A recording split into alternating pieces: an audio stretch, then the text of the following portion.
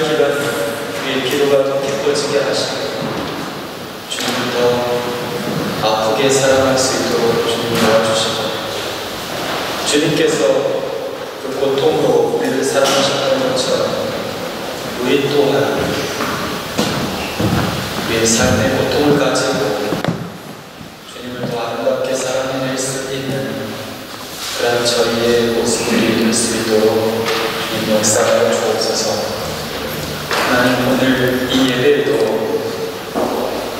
주님의 그 고통을 느끼길 원하고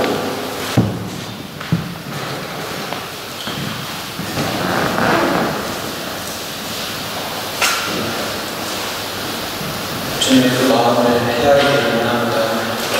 하나님, 우리의 귀를 열어주시고 그 말씀이 선포될 때에 주의 음성을 분명히 듣고 주님의 원함과 또한 주님의 십자가를 분명히 바라볼 수 있는 저희들이 시선이 될 수 있도록 주님 역사하여 주옵소서. 귀한 시간을 감사드리고 예수님 이름으로 기도드리옵나이다.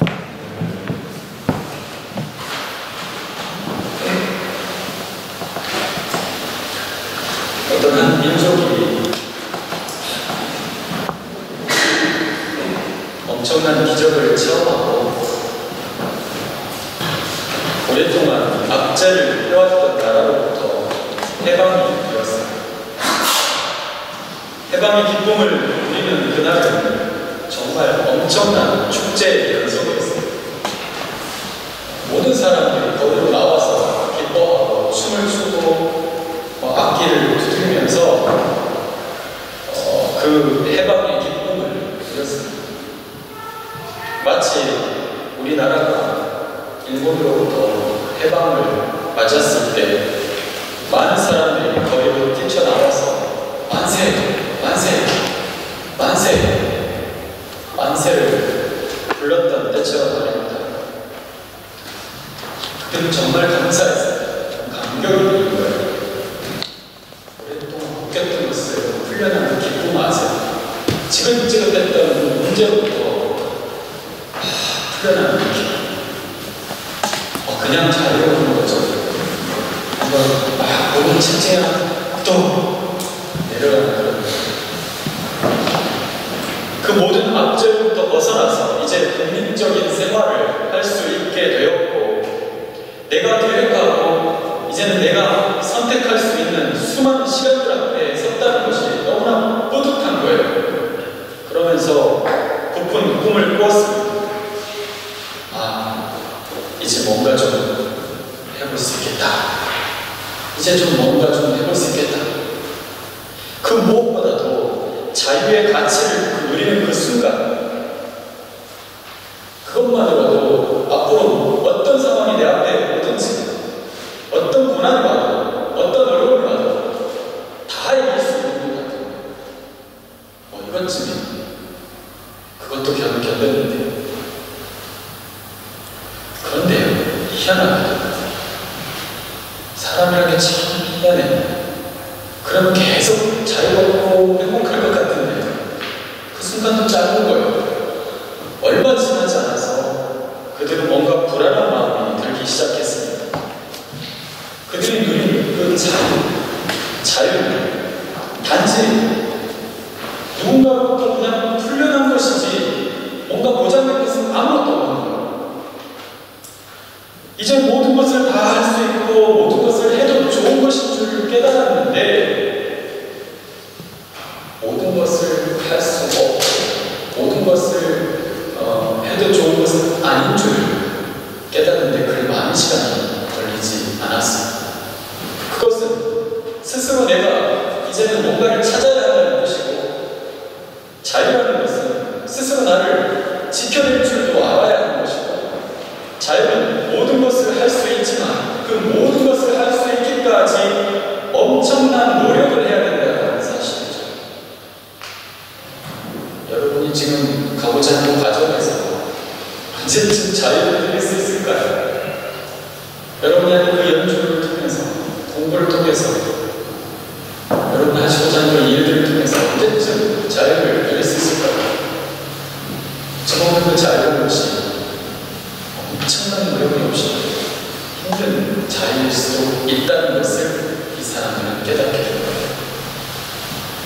아무도 더 이상 공으로 빵을 가져다 주지 않습니다.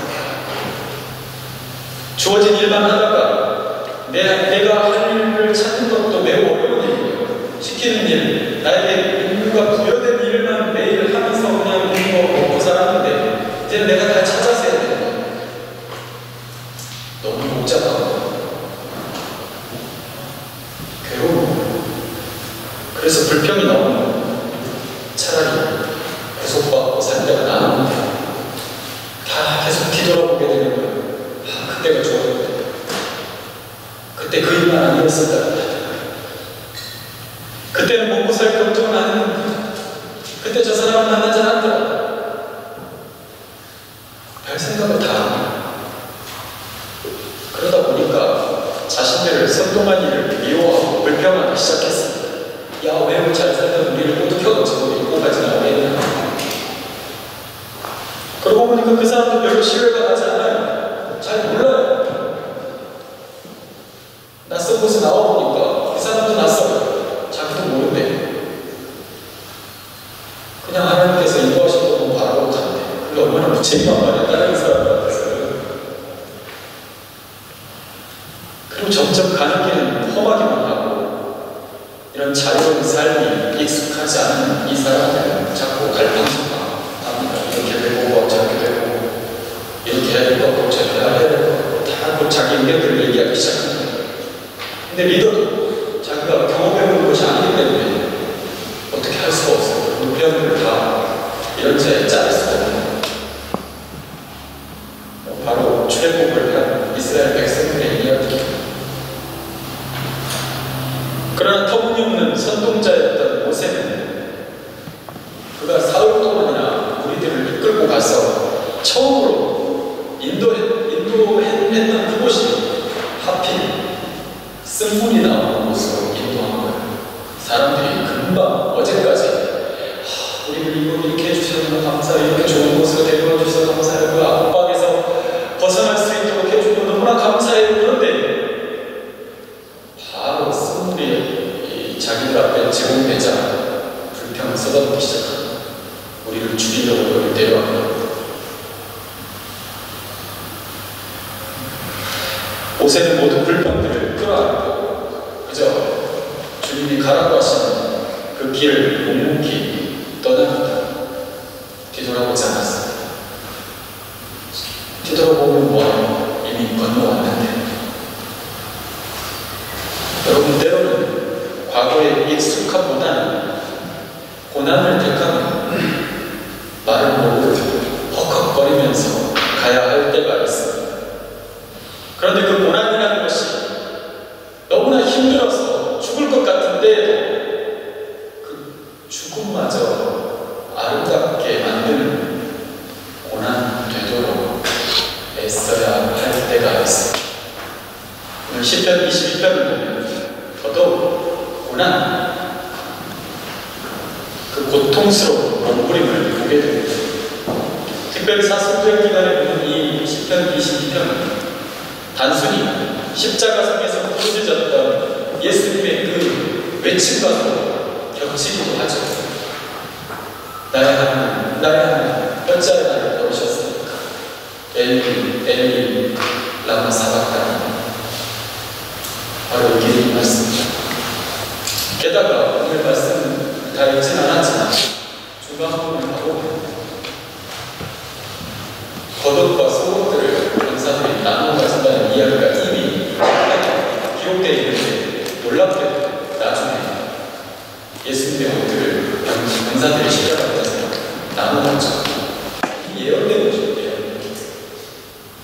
이미 이런 예언된 사실이라는 것에 우리가 소스라치기도 하지만 오늘 이 시편 22편을 통해서 우리 삶에서 이 저자와 같은, 이 다윗과 같은 부르짖음으로 삶을 어떻게 하면 견뎌내야 하는지에 대해서 분명하게 공감할 수 있는 그런 이야기를 우리에게 제공해주고 있다는 사실입니다. 여러분, 오늘 다윗의 심정을 가만히 보시면 고난이라는 것은 어찌 보면 정신이 왔다 갔다 하게 만드는 거예요. 저는 이렇게 표현하고 신앙 조울증이라는 거니까 조증과 우울증이 있는데 조증은 마냥 막 좋아하는 거예요. 좋아하고 우울증 할 때 우울증 그냥 계속 부정적인 우울해지고 근데 이 조울증은 사람이 갑자기 좋아한다 갑자기 이런 그런 마음의 심리 상태를 가진 사람 조울증이라고 하죠. 근데 고난을 보니까 신앙적 조울증을 앓게 만드는 것처럼 오늘 본문은 보여지고 있습니다. 왜냐하면 막 하나님께 왜 날 버리세요? 하나님 왜 나를 버리십니까? 라고 외치다가 3절로 찬송 중에 거하시는 주님 막 이렇게 얘기를 하다가 그 다음부터 쭉 가면 나는 벌레요, 나는 비방거리요 이렇게 또 막 낮아졌다가 다시 또 뭐라고 하냐면 주님은 나의 하나님이 되셨습니다.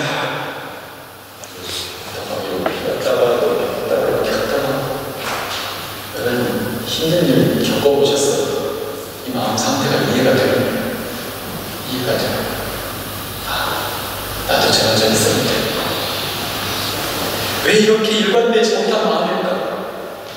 어찌 보면 글을 쓴다는 것이 잘 다듬어지고 일관성을 가지고 하나의 완성을 향해서 다 고쳐지고 하는 것인데 오늘 이 시편 21편은 완전히 날것이에요.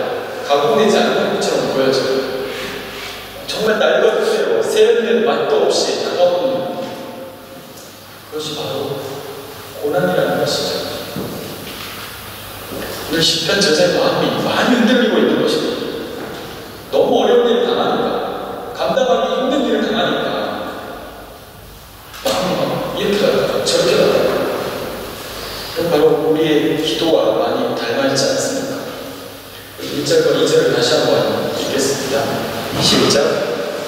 내 하나님이여 내 하나님이여 어찌 나를 버리시나이까 어찌 나를 멀리하여 듣지 아니하시고 내 쉬는 소리를 듣지 아니하시나이까 내 하나님이여 내가 낮에 부르짖고 밤에도 잠잠하지 아니하고 응답하지 아니하시나이까. 아멘. 너무 힘드니까 하나님 나 왜 이렇게 힘들어요? 라고 묻는 것도 이제는 넘어서 하나님 날 버리셨어요? 날 잊으셨어요? 왜 저한테 이렇게 멀리 있으세요? 왜 밤낮 부르짖어도 저한테는 응답도 안 해주세요? 계시는 거 맞아요? 여러분 어떤 문제가 계속 해결이 되지 않은 채 삶을 억누를 때에 기도는 계속 하고 있는데도 불구하고 주님께 엎드려서 나 죽겠어요. 포기하고 싶어요. 나 힘들어요. 너무 어려워요 이거요. 하고 말하는데 너무 오래 지속이 되니까 이미 나의 한계를 넘어가 버려서 포기하고 싶어요가 아니라 이미 포기가 되어지고 있는 거예요. 상황이. 이건 이제 이렇게 가면 포기가 되어지는 거구나. 끝나가는 거구나. 그럴 때 하나님께 항변하는 거예요. 하나님, 왜 다른 사람들은 그렇게 잘 도와주시는 그 자상한 하나님이 왜 나한테만 이렇게 차가우실까요? 왜 나한테만 이렇게 도움이 안 되세요? 마음이 안 좋아요. 답답하고 한숨만 나오고 그런데 또 금세 마음이 바뀌는 거예요. 그렇게 왜 그러세요? 그러고 있는데 순간 또 우리가 신앙이 있잖아요. 받기도 하는데 갑자기 금세 마음이 바뀌면서 말씀이 떠오르는 거예요.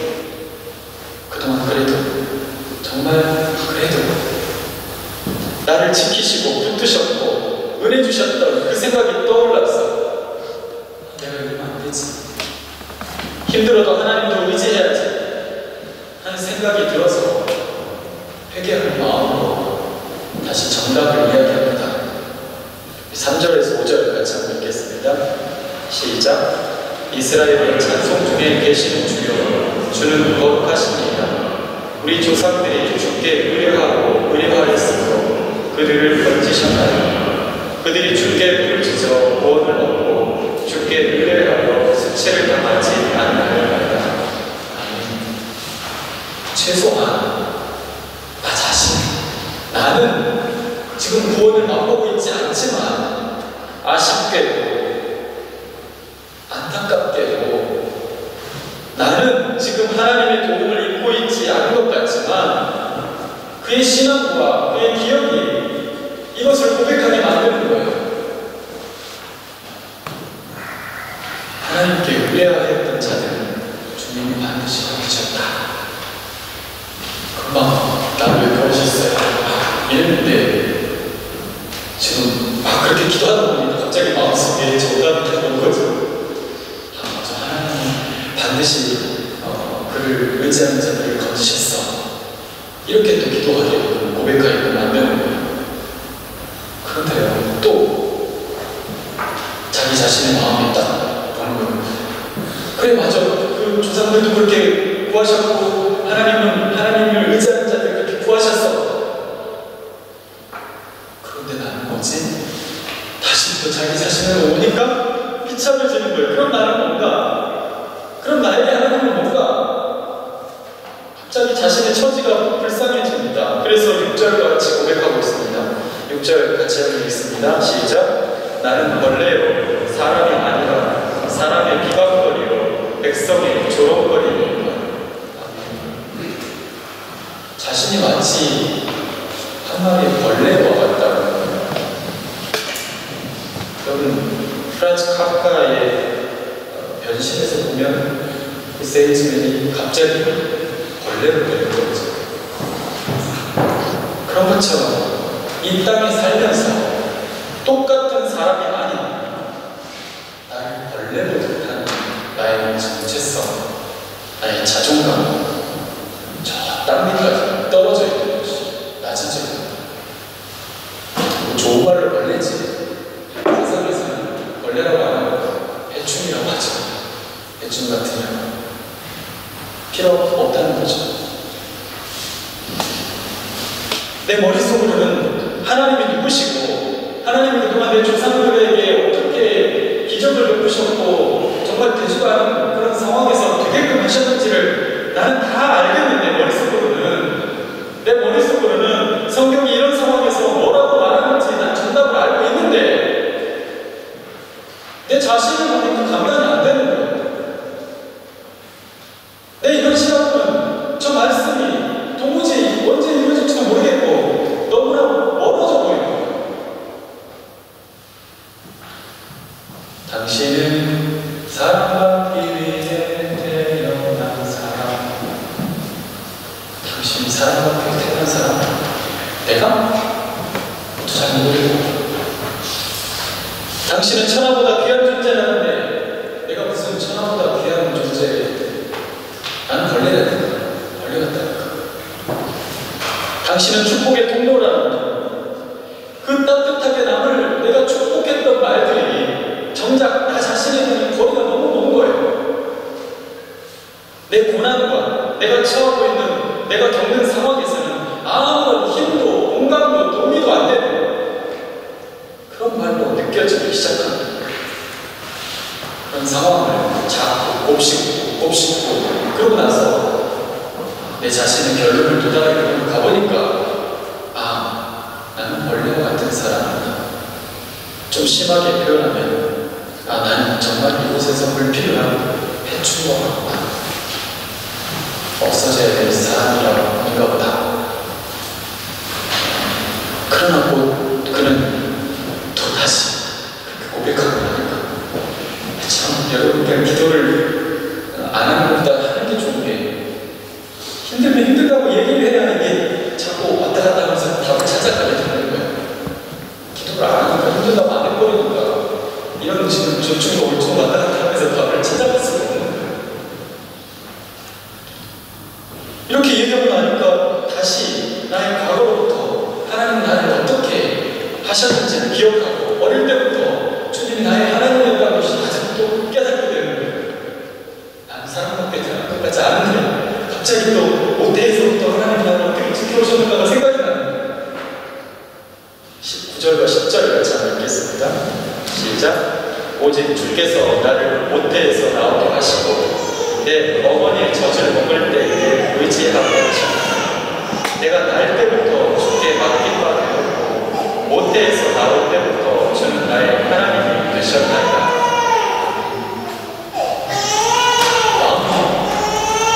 지금 여러분 지금 이제 10편 21편을 지금 이렇게 본 적이 처음일 수도 있겠지만 답답하죠 지금.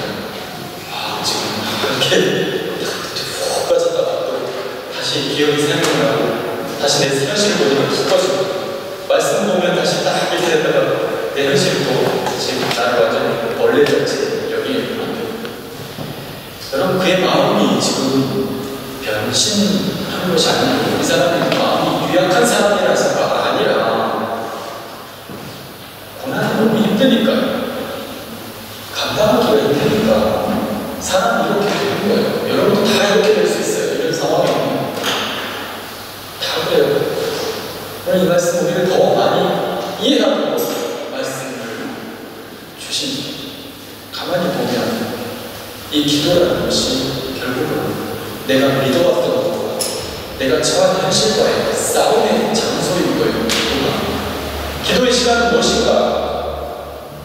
이 감당할 수 있는 고난이 피해갈 수 있도록 또는 이게 좀 쉽게 좀 이게 단계가 좀 뚝배가 낮아지도록 기도하는 것이 아니라 기도라는 것은 내가 알고 있는 믿음을 가지고 내가 감당할 수 없는 이 현실 앞에서 감당할 수 있도록 고백하게끔 하나님과 내가 부딪혀 내 마음과 하나님의 말씀을 부딪히는 곳이 바로 기도의 장소라는 것입니다.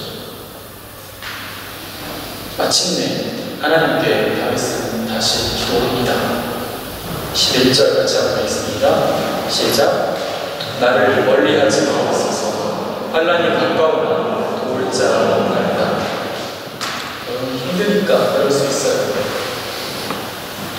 주변의 사람들, 힘들어하는 사람들 너무 정답만 말해주지 말고 이해를 하세요. 공감을 해주세요.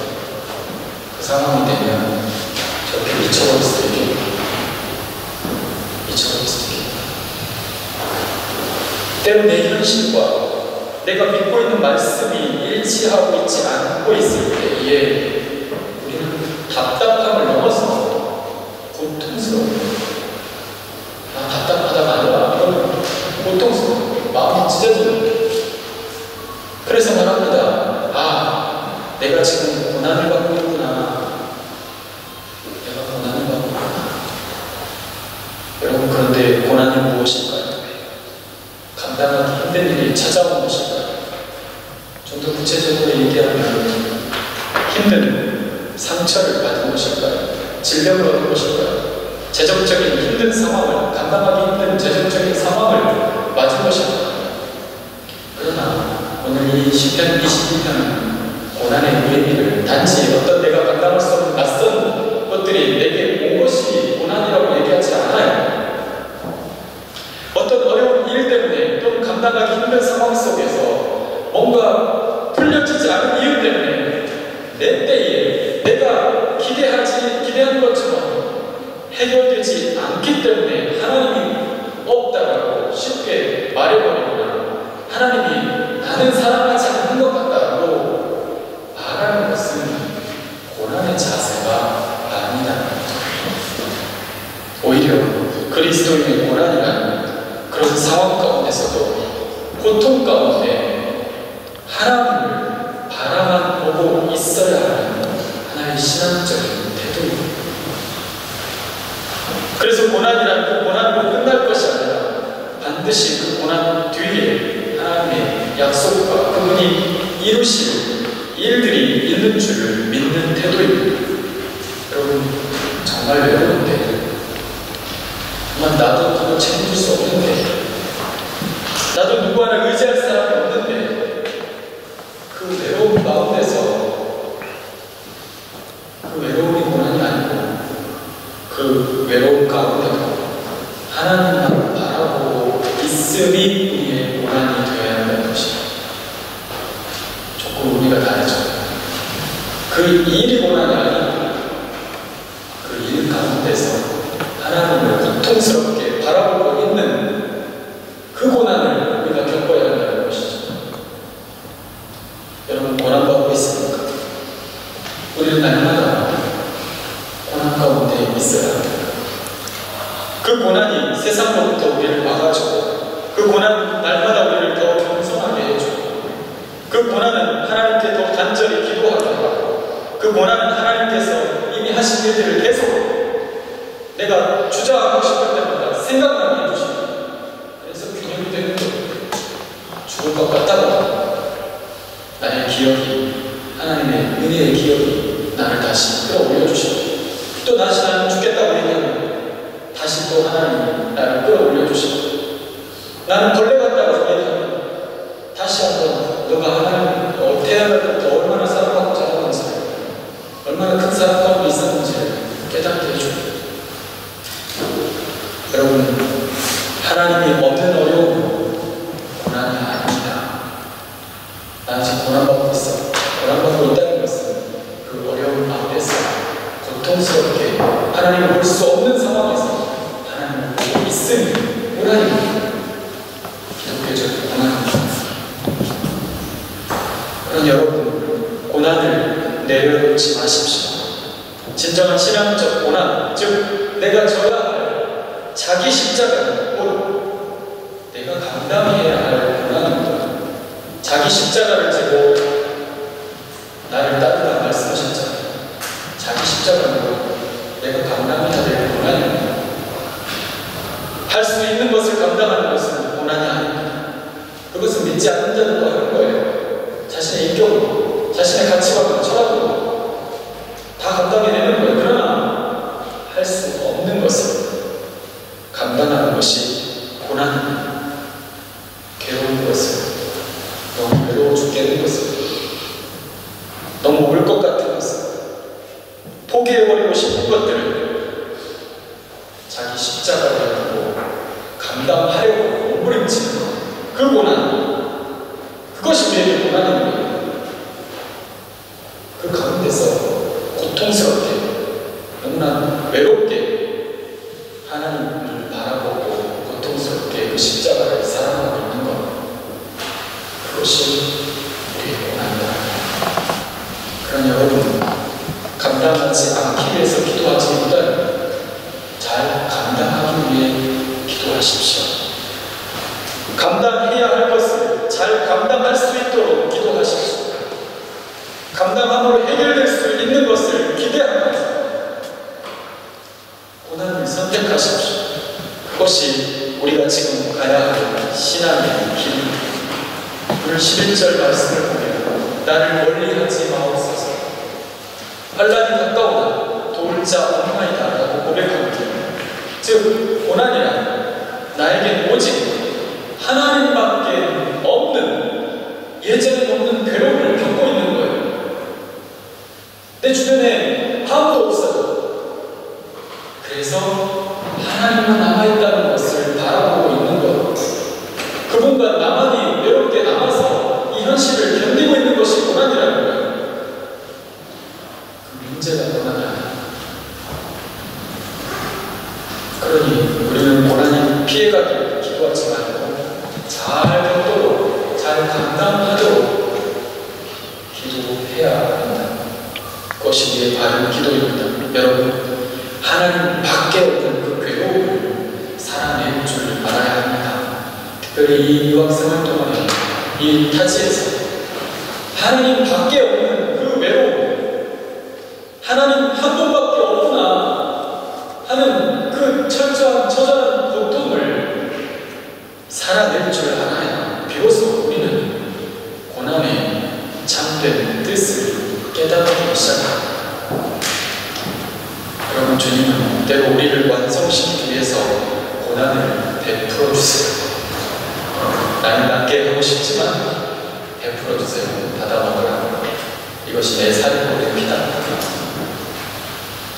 고난을 허락하시고 고난으로 초대하시고, 어떤 사람은 말했습니다.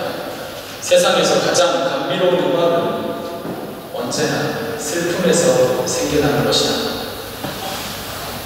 우리 인생이 하나의 아름다운 음악이 되도록 우리 안에 때로 슬픔과 고통의 시간을 허락하시는데, 그 시간을 통해서 하나님 마치 이스라엘 백성들이 온전히 하나님만 의지할 수밖에 없는, 하나님과 나밖에 없는 그런 시간들을 보내도록 하셨던 것처럼 온전한 고난은 우리를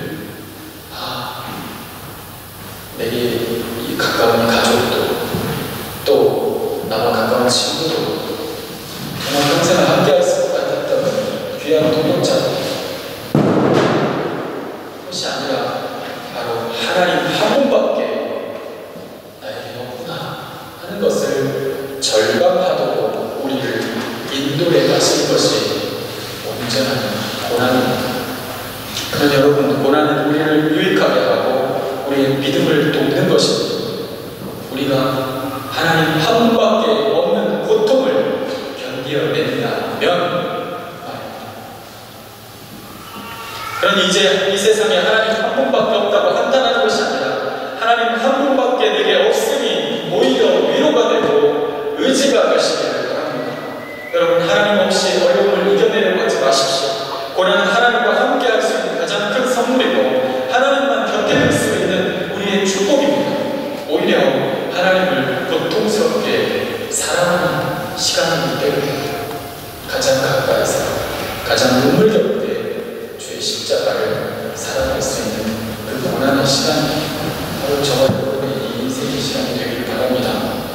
여러분, 이 사순절 기간 고난의 의미를 다시 새롭게 하고 좀 더 피상적인 고난, 세상 사람들도 고난이라고 힘들다고 말하는 그런 거 말고 이제는 주님을 고통스럽게 바라보며 그 시간들을 견뎌내는 그 고난이 우리에게 있고 바로 주님이 우리에게 보여주셨던 십자가까지 짊어지 지시며 숨이 끊어지도록까지 하나님만 옆에 두고 아파했던 그 고난이 말씀대로 살아보려고 몸부림치는, 내가 알고 있는 그 정답이 내 삶에서 이루어지기를 몸부림치는 저와 여러분이 힘들고 어려울 때, 외로운 순간에 주님만을 옆에 두고 아파하면서 나의 십자가를 이제 다시 지겠다.